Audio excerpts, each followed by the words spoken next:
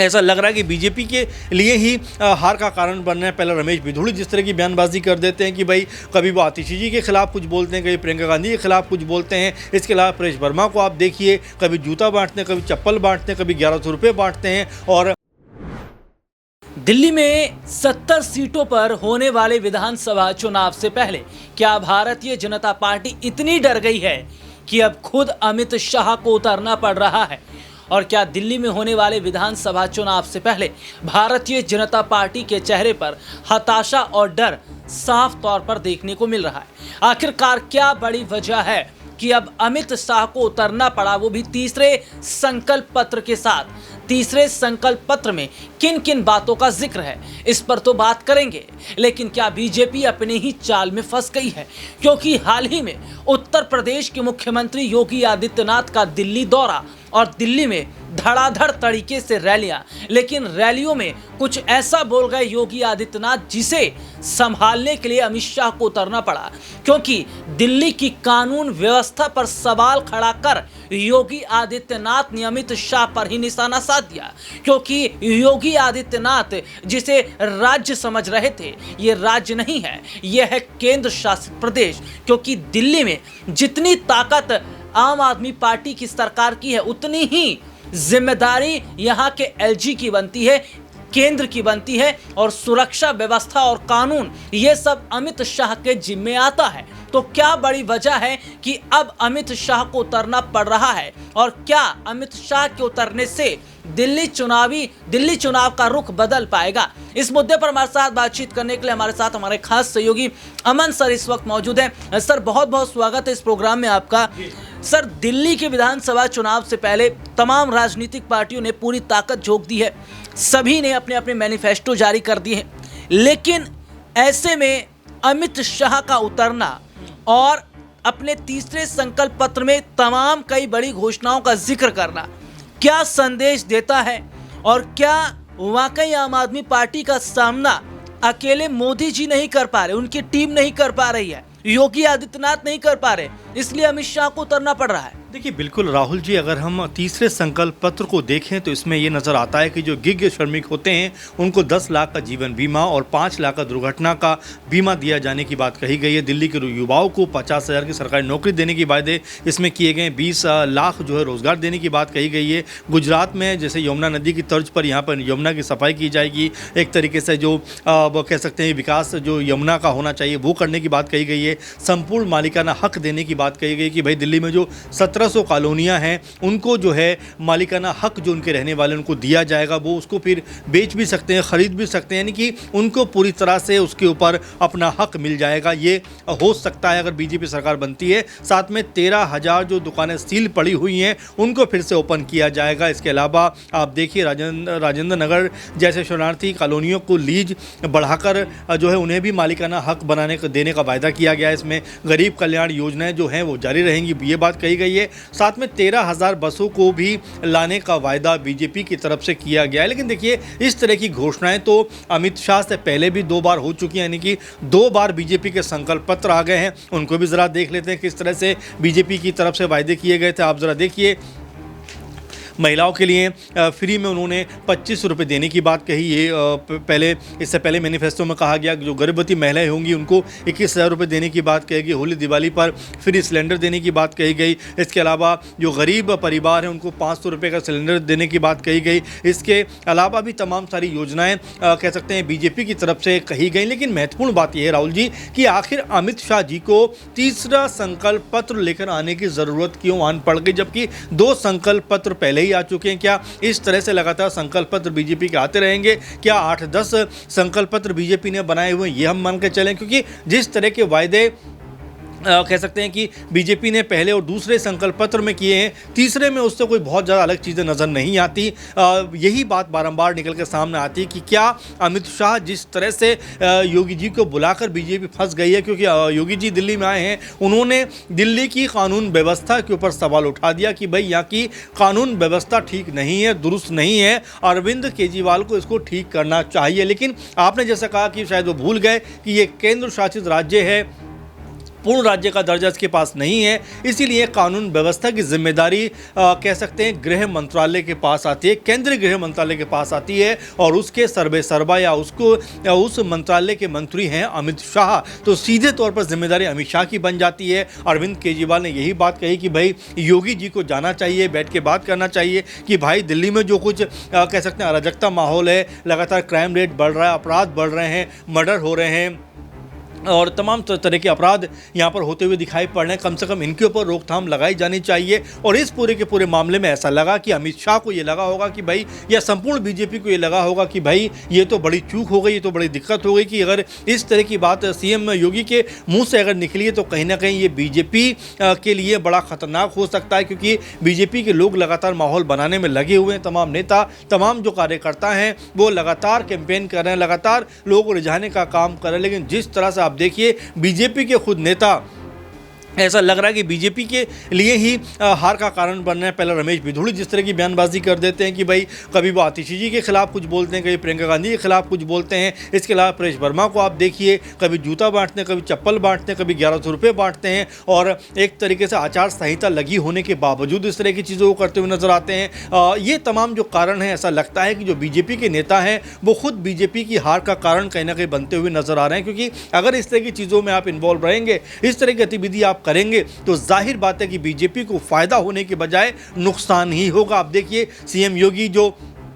महाराष्ट्र पहुंचते हैं, बटेंगे तो कटेंगे कहते हुए नजर आते हैं, फिर मोदी जी उनको कवर अप करते हैं कि भाई एक है तो सेफ है कहते हुए दिखाई पड़ते हैं, और दिल्ली में भी आते हैं तब भी वो यही बात कहते हैं, गंगा यमुना हिंदू मुस्लिम, यानी कि एक तरीके से अगर मुद्दों की बात करें तो मुद्दा विहीन एक कह सकते हैं कि बीजेपी यहाँ पर नजर आती है। वहीं अगर आम आदमी पार्टी की बात करें तो शुरुआत से ही लगातार जिस तरह से कभी महिला सम्मान योजना का जिक्र करते हैं, कभी वृद्ध पेंशन योजना का जिक्र करते हैं, कभी संजीवनी योजना का जिक्र करते हैं, कभी ऑटो को जो ड्राइवर्स हैं उनको सहायता और तमाम तरह की योजनाओं का जिक्र करते हैं। इसके अलावा जब कह सकते हैं संसद के अंदर खड़े होकर अमित शाह की तरफ से अंबेडकर जी को लेकर बातें कहेंगी, उसके बाद तुरंत आम आदमी पार्टी दलित सम्मान योजना को लागू कर देती है। यानी कि आप सिर्फ बयानबाजी कर रहे थे, लेकिन आम आदमी पार्टी ज़मीनी स्तर पर योजनाओं को बना रही थी। और देखिए लोग भी यही कह रहे हैं कि भाई आम आदमी पार्टी ने जो कहा है वो करके दिखा देगी। बहुत सारी जगह हम लोग जा रहे हैं और बीजेपी, आम आदमी पार्टी, कांग्रेस पार्टी सभी के बारे में मिला जुला कर हम लोग बातचीत कर रहे हैं, पूछ रहे हैं राहुल जी। लेकिन महत्वपूर्ण बात यह है कि लोगों का जो विचार है वो निकल कर सामने ये आता है कि भाई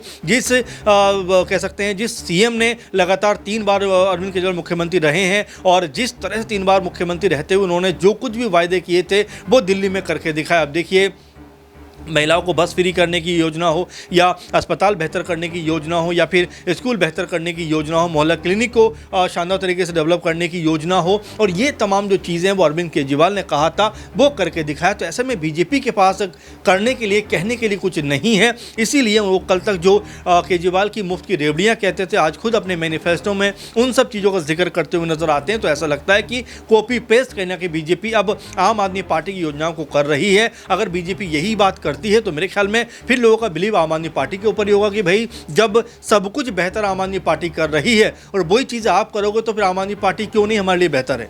जी सर, मेरा एक छोटा सा सवाल इसमें भी रहेगा कि जो जिस तरीके से दिल्ली का जो चुनावी माहौल है, उस चुनावी माहौल को देखकर ये कह पाना अभी बहुत ज़्यादा मुश्किल है कि आखिरकार कौन जीतेगा कौन हारेगा। लेकिन आखिरकार किन राजनीतिक पार्टियों के बीच दिल्ली के अंदर टक्कर देखने को मिल रही है, और जिस तरीके से उत्तर प्रदेश के मुख्यमंत्री योगी आदित्यनाथ का दिल्ली दौरा और एक बार फिर धर्म का जिक्र कहीं ना कहीं करके वोट बैंक को बांटने की कोशिश, इसमें कितना जो कामयाब है वो बीजेपी फिलहाल होती नजर आएगी। बिल्कुल राहुल जी, अगर हम दिल्ली के नज़रिए से बात करें तो आप ये बात तो मानकर चलेंगे कि दिल्ली में हिंदू मुस्लिम धर्म समुदाय और कह सकते हैं कि जो तमाम धार्मिक नारे बीजेपी की तरफ से दिए जाते हैं वो काम नहीं करते, ये तय हो चुका है। इसीलिए बीजेपी को इस तरह के मैनिफेस्टो के साथ में आना पड़ा, जहाँ पर वो कॉलेज की बात कर रहे हैं बनाने की, जहाँ पर वो जो है मुफ्त शिक्षा की बात कर रहे हैं, महिलाओं के लिए बसों की फ्री की बात कर रहे हैं, 25 रुपये महिलाओं को देने की बात कर रहे हैं, वृद्धों को पेंशन देने की बात कर रहे हैं। कि देखिए आप अगर उनके मैनिफेस्टो को देखेंगे तो धार्मिक मुद्दा कहीं भी नज़र नहीं आता। लेकिन अगर हम यही यूपी में बिहार चुनाव देखेंगे, बिहार में चुनाव देखेंगे, महाराष्ट्र में चुनाव देखेंगे या और तमाम राज्यों में चुनाव देखेंगे तो धर्म का मुद्दा कहीं ना कहीं परवान चढ़ता हुआ नजर आता है। सीएम योगी जब और राज्यों में जाते हैं कहीं बजरंगबली की जाति बताते हुए नजर आते हैं, कहीं बटोगे तो कटोगे कहते हुए नजर आते हैं, कभी हिंदुत्व को लेकर राजनीति करते हुए नजर आते हैं। लेकिन दिल्ली में आकर उनको भी काम की बात ही कहीं ना कहीं करनी पड़ती है, सुरक्षा व्यवस्था की बात उनको करनी पड़ती है। लेकिन ये और बात है कि ये मुद्दा खुद उनकी पार्टी के ऊपर ही भारी पड़ता हुआ नजर आया, क्योंकि पार्टी जिस तरह से आम आदमी पार्टी यहाँ पर सरकार में है, वहीं अगर देखा जाए तो सुरक्षा का जो जिम्मा है वो केंद्रीय गृह मंत्रालय के अंतर्गत आता है। लेकिन उसके बावजूद भी योगी जी ने जिस तरह के सवाल उठा दिए, ऐसा लगा कि क्या वो अमित शाह के ऊपर उंगली उठा रहे हैं, और इसीलिए आज अमित शाह को शायद सामने आना पड़ा है कि भाई मेरे ऊपर जो बात कही गई है मैं उससे दूर हूँ, मैं तो आपका भला चाहता हूँ, मेरे पास तो ये योजनाएं आपके लिए हैं। क्योंकि तीसरा संकल्प पत्र का आना मेरे ख्याल से कोई बहुत मतलब का इसमें काम नहीं लगता है। बाकी दोनों मैनिफेस्टो को आप देखेंगे तो लगभग जो योजनाएं हैं वो भी आम आदमी पार्टी से इंस्पायर्ड नजर आती है। तो मुकाबले की आप बात कर रहे थे राहुल जी, देखिए सबसे पहले तो आम आदमी पार्टी को ही रखना पड़ेगा, क्योंकि मौजूदा में सत्ताधारी पार्टी है, मजबूत जनाधार नजर आता है, कई तरह से सिंपैथी वोट भी उनको मिलता हुआ दिखाई पड़ता है। आप देखिए अरविंद केजरीवाल हो या मनीष सिसोदिया हो, संजय सिंह हो या सत्येंद्र जैन हो, जिस तरह से इनको जेलों के अंदर रखा गया, लोगों में ये कहीं ना कहीं बात ज़रूर घर कर गई है कि बिना किसी सबूत के, बिना किसी कह सकते हैं कि जो दोष के उनको जेलों में रखा गया, और अभी तक भी आप देखिए दोष साबित नहीं हो पाया है, सबूत ऐसे नहीं हो पाए जिनसे ये साबित हो सके कि जो बात कही गई थी वो कहीं ना कहीं इनके ज़रिए उसको स्थापित किया जा सके। बल्कि आपने देखा कि ईडी के जरिए, सीबीआई के जरिए, तमाम एजेंसियों के जरिए छापेमारी की जाती रही, तमाम तरह से कह सकते हैं घरों में जा जाकर सब छानबीन की गई, लेकिन कहीं से भी कुछ नहीं मिला है। यही बात लगातार दिल्ली की जनता पूछ रही है कि भाई जब कुछ नहीं मिला तो आखिर आपने इनको जेल के अंदर बंद क्यों रखा। आप देखिए 17 महीने मनीष सिसोदिया जेल के अंदर बंद रहे, और एक लंबा टाइम होता है। और इसी के अलावा अरविंद केजरीवाल जो मौजूदा मुख्यमंत्री थे, और पहली बार देश में ऐसा हो रहा था कि मौजूदा मुख्यमंत्री को उठाकर जेल के अंदर बंद किया जाता हो।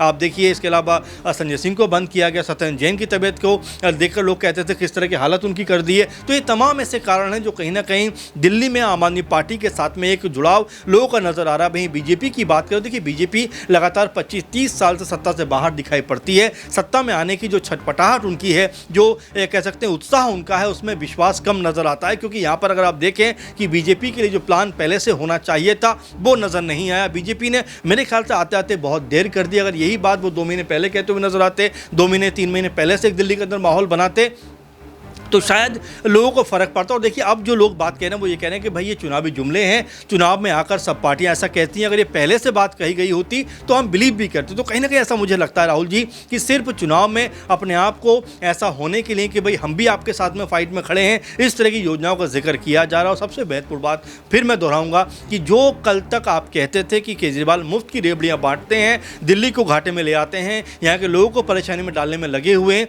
लेकिन अब जब आप खुद इस तरह की चीज़ों को कर रहे हैं, इस तरह की योजनाओं का अनाउंसमेंट कर रहे हैं, तो उसके पीछे आपका क्या तर्क है ये भी आपको बताना चाहिए। क्योंकि मंच से खड़े होकर जिस तरह पीएम मोदी ने, जिस तरह अमित शाह ने, सबने एक साथ में ये कहा कि दिल्ली में तो मुफ्त की रेवड़ियां बांटी जा रही हैं, अब यहाँ पर 2500 रुपये आप बांट कर क्या साबित करना चाहते हो? हर महिला को वृद्ध पेंशन को आप 3000 करके क्या साबित करना चाहते हो? सिलेंडर 500 रुपये का देकर क्या साबित करना चाहते हो? क्या ये मुफ्त की रेवड़ियों में नहीं आती हैं? तो ऐसे कई सवाल है राहुल जी जो उठ के सामने आ रहे हैं। और देखिए सबसे बड़ी बात मैं कहता चलूँ कि जिस तरह से अमित शाह को आकर आना पड़ा है संकल्प पत्र के साथ में, वो कहीं ना कहीं ऐसा लगता है कि बीजेपी में अब शायद वो विश्वास नज़र नहीं आ रहा, जिसके बूते ऐसा लगे कि बीजेपी यहाँ पर पकड़ बनाने में लग गई है, मजबूत करने में लग गई। ऐसा लग रहा है कि बीजेपी कहीं ना कहीं ऐसा महसूस कर रही है कि इस कंपटीशन में कहीं ना कहीं वो पिछड़ रही, इसीलिए अमित शाह को सामने आना पड़ा है। अब क्या अमित शाह के नाम पर लोग भरोसा करते हुए नजर आएंगे? क्या जो मैनिफेस्टो एक तरीके से संकल्प पत्र